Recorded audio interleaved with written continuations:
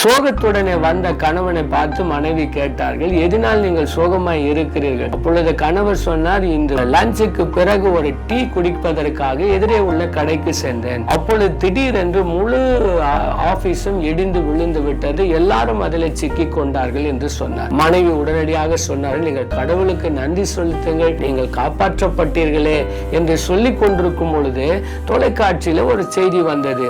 அந்த விபத்துல சிக்கிய குடும்பங்களுக்கு 20 லட்சம் ரூபாயும் அரசு வேலையும் கொடுக்கப்படும் என்று சொன்ன உடனே அந்த மனைவி சொன்னார்கள், இதுக்குதான் நான் சொல்லுவேன், அடிக்கடி போய் டீயை குடிக்காதீர்கள் என்று சொன்னார்கள். பாருங்களேன், அநேக நேரங்களிலே மனிதர்கள் எப்பொழுது மாறுகிறார்கள் என்றால், பணம், பொருள், மற்ற காரியங்கள் வரும் பொழுது மனிதர்கள் மாறுகிறார்கள். வேதத்தில் ரோமர் 12:9 வாசிக்கிறோம், உங்கள் அன்பு மாயமற்றதாய் இருப்பதாக. உண்மையாய் நேசிப்போம், நிச்சயமாய் ஆண்டவர் நம்மை ஆசீர்வதிப்பார்.